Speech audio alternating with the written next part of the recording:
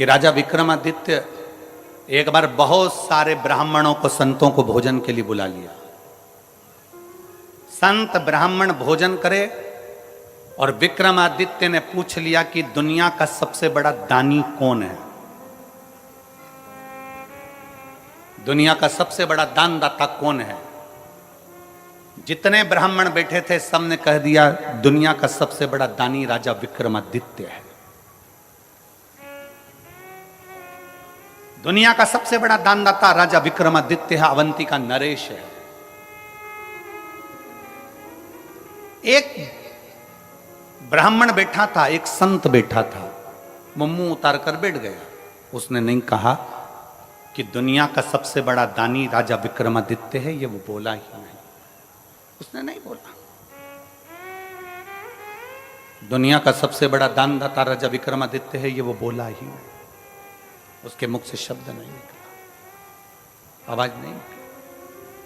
राजा विक्रमादित्य ने देखा कि ये बहुत देर से बैठा है, चुप होकर बैठा है, सबने बोला पर ये नहीं बोला है, इसका मुख उतरा हुआ है, इसका चेहरा उतरा हुआ है, जरा मैं इससे पूछूंगा जरूर, इसके मन में कुछ चल रहा है। राजा विक्रमादित्य ने उसको बुलाया और बुलाकर पूछा, क्यों ब्राह्मण देवता, सबने कहा कि दुनिया का सबसे बड़ा दानवीर राजा विक्रमादित्य है, पर आपने नहीं बोला, क्या बात है? आपके मन में कोई संशय है, आपके मन में कोई प्रश्न है, आपके मन में कोई बात है? बताओ जरा, क्या बात है, क्या संशय है, क्या विचार है आपका? राजा विक्रमादित्य की बात सुनी तो ब्राह्मण को लगा अगर मैं बोल दूंगा, राजा के पक्ष की बात बोलूंगा तो मुझे इनाम मिलेगा, पर राजा के विपक्ष की बात बोलूंगा तो मुझे मृत्यु दंड मिल सकता है। अगर मैं राजा के विपक्ष का बोल दूं और राजा को बोल दूं कि आप सबसे बड़े दानी नहीं हो तो सकता है मुझे मृत्यु दंड मिल जाए, हो सकता है कि मुझे मृत्यु दंड मिले। नहीं नहीं महाराज, ऐसी कोई बात नहीं है। राजा विक्रमादित्य ने कहा, नहीं महाराज, आप ब्राह्मण होकर झूठ नहीं बोल सकते। अगर ब्राह्मण होकर झूठ बोल रहे हो तो यह श्रेष्ठता नहीं है तुम्हारी।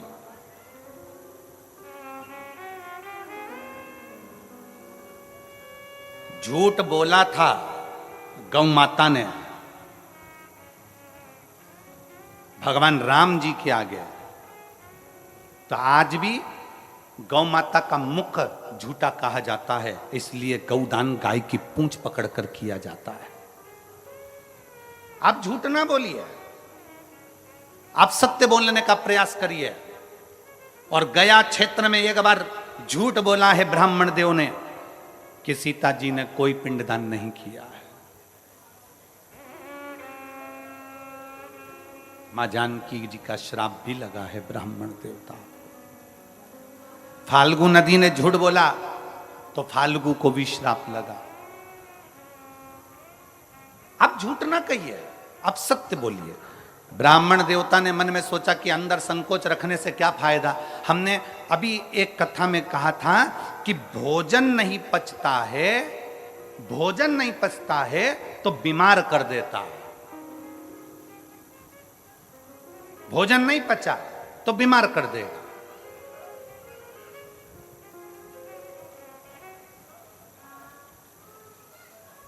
यदि भोजन नहीं पचा तो हमको बीमार कर देगा, और किसी की बात नहीं पची तो चुगलखोर बना देती है। अगर बात नहीं पची और किसी ने कहा तुमसे ऐसा ऐसा ऐसा और बात नहीं पची ना, तो तुम 10 जगह जाकर कहोगे उसने तो मुझे ऐसा कहा था, उसने तो मुझे ऐसा बोल दिया था, उसने तो मुझे ऐसा कर दिया। चुगलखोर तुम्हें तुरंत बना देगा, एक चुटकी के अंदर चुगलखोर बना देगा अगर बात नहीं पची तो।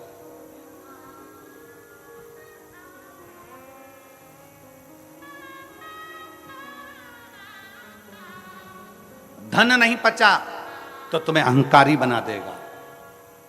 अगर तुम्हारे पास में धन आना चालू करा, पैसा आना चालू हुआ, धन संपदा आना चालू हो गई, तुम्हें पद प्रतिष्ठा मिल गई और तुम्हारे घर में अगर धन आने लगा तो धीरे धीरे अगर पचा नहीं वो तो तुम्हें अहंकारी बना देगा। अभिमान के शब्द निकलने लगेंगे, अभिमत्ता के शब्द निकलने लगेंगे, अहमता के शब्द निकलने लगेंगे, अभिमत्ता के शब्द निकलने लगेंगे। भोजन नहीं पचा बीमार कर देगा, बात नहीं पची चुगलखोर बना देगी, और धन वैभव सत्ता नहीं पची तो तुम्हें अहंकारी बना देगी। अभिमत्ता अहम तुम्हें प्रदान कर दे। अहंकार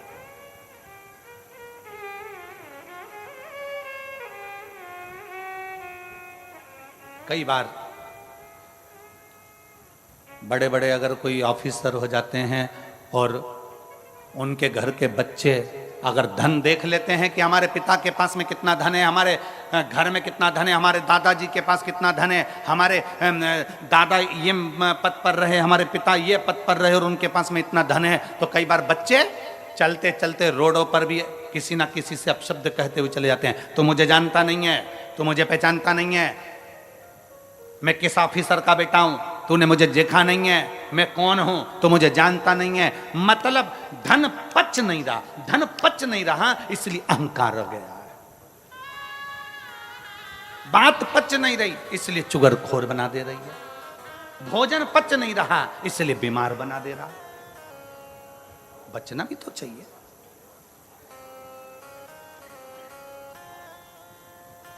भोजन पचेगा तो कभी बीमार नहीं होगे, बात पचेगी तो कभी चुगलखोर नहीं होगे, धन पचेगा तो कभी अहंकारी नहीं होगे। पचाना सीखो, पचाना सीखो।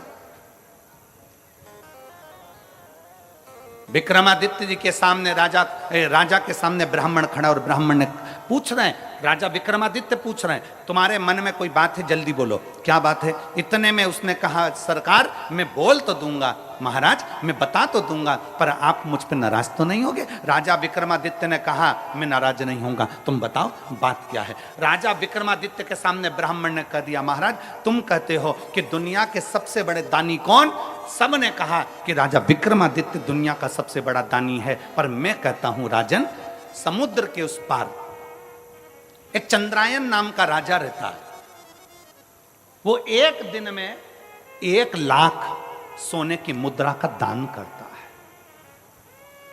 एक दिन में जब तक वो 1 लाख सोने की मुद्रा का दान ना कर दे, तब तक ना वो अन्न ग्रहण करता है, ना वो पानी पीता है। राजा विक्रमादित्य ने सोचा कि ये ब्राह्मण बोला। राजा विक्रमादित्य ने फूल की माला ब्राह्मण को पिनाई, कहा तुमने हिम्मत तो करी है। जैसे कल वो बेटी ने प्रश्न लिखकर भेजे तो हमको अच्छा लगा, इसलिए हमने उस बेटी को यहां बुलाया कि कम से कम बेटी ने हिम्मत तो करी है, बोलने की सामर्थ्यता तो रखी है, लिखने की सामर्थ्यता तो रखी है। केवल सहे जाओ सहे जाओ सहे जाओ वो श्रेष्ठता नहीं है, थोड़ा बोलने की भी दम चाहिए, थोड़ा लिखने की भी सामर्थ्यता चाहिए। कम से कम उस बेटी ने लिखने की सामर्थ्यता तो करी, इसलिए उस बेटी को बुलाकर कल हमने बेलपत्र दी कि तुमने पत्र में प्रश्न अच्छे लिखे। ए गुरुजी,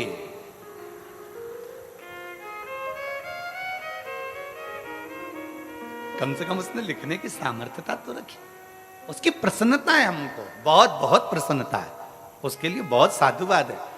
ऐसी बेटियों के लिए तो तुमको ताली ठोकर बहुत जोरदार स्वागत करना चाहिए कि उनकी प्रसन्नता है, आपके मन का बल तो सामने प्रकट हुआ।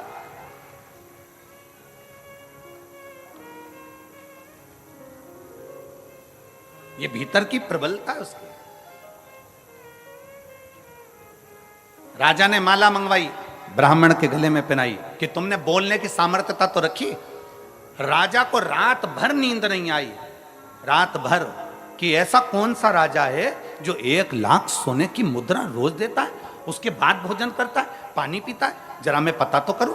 राजा ने आधी रात को एक सेवक के कपड़े पहने और राजा समुद्र के पार चला गया। समुद्र के पार जाकर राजा उस राजा चंद्रायन के पास पहुंचा और वहां के द्वारपालों से विनती करी कि मुझे राजा से मिलना है। राजा से मिले, बताया नहीं कि मैं राजा विक्रमादित्य अवंतिका नरेश हूं। जाकर कहा, महाराज मैं अवंतिका नरेश हूं, तो ये नहीं कहा, ये नहीं बोल, कुछ नहीं बोल। जाकर कहा, महाराज मुझे आपके यहां काम की जरूरत है, आप मुझे काम पर रख लेंगे क्या? मुझे यहां काम पर रख लेंगे, मुझे यहां काम दे देंगे आप?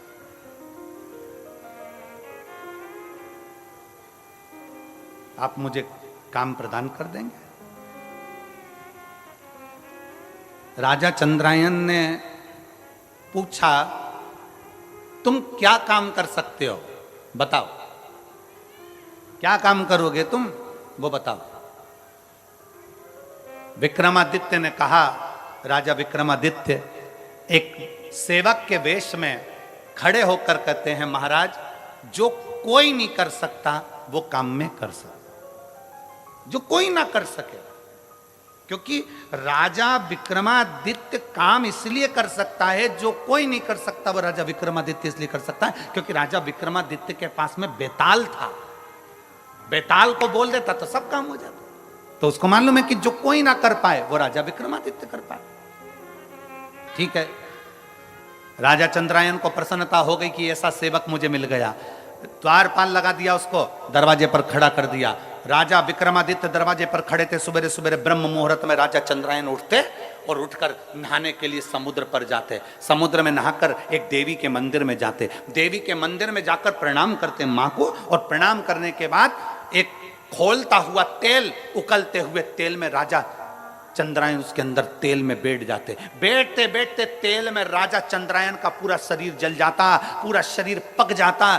तब कई योगिनियां आती उस देवी के मंदिर से, कई योगिनियां आकर उसको नोच नोच कर खाती, और खाते ही राजा चंद्रायन के ऊपर देवी मां उसी समय पर बाहर निकलती मंदिर से, हाथ में जल लेकर राजा चंद्रायन पर छींटती, और राजा चंद्रायन वापिस जीवित हो जाता, और देवी उसको 1 लाख सोने की मुद्रा दे देती, और राजा वो सोने की मुद्रा ले जाकर दान दे देता। विक्रमादित्य ने ये देख लिया। राजा विक्रमादित्य ने ये देखा, राजा विक्रमादित्य ने ये जाना कि ये देवी के मंदिर में आता है, वो पानी में उकलता, तेल में उकलता है। उकलने के बाद देवी जी इसको 1 लाख सोने की मुद्रा दे देती है। अब राजा विक्रमादित्य ने विचार करा, बस देखना था कि मुद्रा आती कहां से।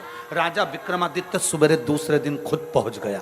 राजा उठकर जाता, उससे पहले विक्रमादित्य गया। विक्रमादित्य जाते से ही स्नान करा, देवी को प्रणाम करा, खोलते तेल में खुद बैठ गया। उसका शरीर जला, जलने के बाद देवी प्रकट हुई। देवी ने प्रकट होकर जल छीटा, विक्रमादित्य जीवित हो गया। जीवित हुआ, देवी ने 1 लाख सोने की मुद्रा राजा विक्रमादित्य को देना चाहिए। राजा विक्रमादित्य ने कहा, मां मुझे ये सोने की मुद्रा नहीं चाहिए। राजा फिर गया, नहाया, नहा के फिर खोलते तेल में कूद गया, वापिस कूदा, देवी ने फिर जीवित कर दिया। देवी जी ने फिर सोने की मुद्रा दी 1 लाख। राजा ने कहा मुझे सोने की मुद्रा नहीं चाहिए। फिर गया, फिर नहाया, फिर कूद गया खोलते हुए तेल में। 7 बार राजा विक्रमादित्य खोलते हुए तेल में बार बार गिर रहा था। 7 बार राजा विक्रमादित्य खोलते हुए तेल में जा रहा था। आखिरी में जब खोलते तेल में जाने लगा 8वीं बार, तब देवी ने उसका हाथ पकड़ लिया। अरे विक्रमादित्य तुझे चाहिए क्या, वो तो बोल। राजा विक्रमादित्य ने कहा, मां तू मुझ पर दया करती है ना, तो जिस थैली में से तू 1 लाख मुद्रा रोज देती है वो थैली मुझे दे दे मां, वो थैली मुझे दे। जिस 1 लाख मुद्रा तू जिस थैली में से रोज देती है वो थैली मुझे दे दे। राजा विक्रमादित्य के हाथ में जगत जननी दुर्गा भवानी ने थैली दे दी। उसी समय मंदिर गायब हो गया, उसी समय मंदिर समुद्र में डूब गया, उसी समय पर सारी वो कड़ाव तेल का चले गया। इतनी देर में राजा विक्रमादित्य तो चले गए, इतने में चंद्रायन राजा आए। चंद्रायन राजा ने देखा क्या तो देवी का मंदिर ही नहीं है, समुद्र में चले गया, ना तो कोई खोलता हुआ तेल है ना कुछ है। राजा चंद्रायन घर पहुंचे और उनकी आंख में जल पड़ा था।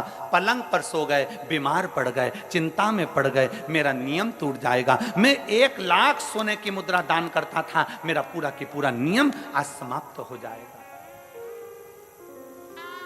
1 लाख सोने की मुद्रा दान करता था, आज मेरा पूरा नियम समाप्त हो जाएगा। पूरा पूरा क्या करूं मैं, क्या करूं, क्या करा जाए, कैसे करा जाए। बीमार पड़ा राजा, राजा बीमार, पूरे नगर में सूचना हो गई, पूरे नगर में, और पूरे नगर में जब सूचना हुई, पूरे नगर में जब सूचना हुई, सारे नगर में सूचना पहुंच गई। और पूरे नगर में जब सूचना पहुंची, सूचना होने पर मालूम पड़ा कि राजा बीमार पड़ गया। विक्रमादित्य राजा के पास में पहुंचे और राजा विक्रमादित्य ने कहा, महाराज आप बीमार क्यों पड़े हो? राजा चंद्रायन ने अपनी पूरी बात बता दी। विक्रमादित्य ने कहा, महाराज बीमार मत होइए, ये सोने की थैली लीजिए, रोज 1 लाख मुद्रा इसमें से निकाल लीजिए, दान कर दीजिए। राजा चंद्रायन ने पूछा विक्रमादित्य से, तुम्हारे पास ये थैली कैसे आ गई? महाराज जब आप मुझे सुबह अपने साथ लेकर गए, मैं दरवाजे पर खड़ा था, मैंने देखा आप खोलते हुए तेल में उकल रहे थे, चीख रहे थे, आपका दर्द मुझसे सहन नहीं हुआ, इसलिए देवी माँ की आराधना कर कर वो थैली में आपके लिए लेकर आ गया। ये लो थैली आपके पास में रखिए। वो थैली में आपके लिए लेकर आ गया, ये थैली आपके पास रखिए। ब्राह्मण को सूचना मिली कि राजा चंद्रायन को सोना उगलने वाली थैली विक्रमादित्य दिया है। तब राजा के दरबार में आकर ब्राह्मण चिल्लाकर बोला कि राजा विक्रमादित्य जैसा दानी दुनिया में कोई नहीं हो सकता। अगर वो थैली धमतरी वालों तुम्हें मिल जाती तो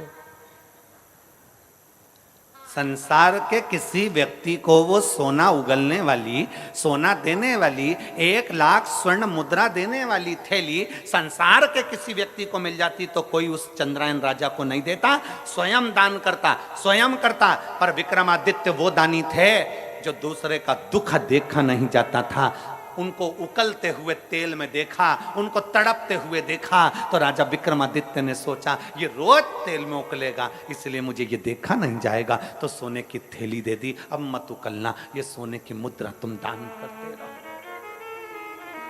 ये सोने की मुद्रा तुम देते रहो, ये सोने की मुद्रा तुम प्रदान करते रहो। दानी वो नहीं है जो बहुत सारा धन दे दे, दानी वो नहीं है जो किसी को वस्त्र दे दे, दानी वो नहीं है जिस किसी को पूंजी दे दे, दानी वो नहीं है जो किसी को स्वर्ण दे दे, दानी वो नहीं है जो बहुत सारा धन दौलत संपदा दे दे, दानी वो है जो दूसरे का चेहरा देखकर पहचान जाए कि इसके दिल में दर्द क्या है, इसको तकलीफ क्या है, इसको कष्ट क्या है, इसके अंदर इतना दर्द क्यों छुपा हुआ है, ये रोता क्यों है, क्यों इसकी आंख में आंसू है। दुनिया का सबसे बड़ा दान, अगर संसार का कोई दान सबसे बड़ा है तो वो प्रेम का दान है। आप किसी के दुख में शामिल हो जाएं, आप किसी के तकलीफ में शामिल हो जाएं, आप किसी के कष्ट को थोड़ा कम कर दीजिए, किसी के यहाँ जाकर उसके दुख को कम कर दीजिए, किसी के कष्ट को कम कर दीजिए, तो दुनिया के दानी कहलाओगे। इसलिए शंकर भगवान को ओघड़ दानी कहा जाता है, शिव जी को ओघड़ दानी इसलिए कहते हैं क्योंकि मेरा भोलेनाथ 1 लोटा जल चढ़ाने वाले का दुख नहीं देख सकता, उसका दुख तुरंत काट देता है।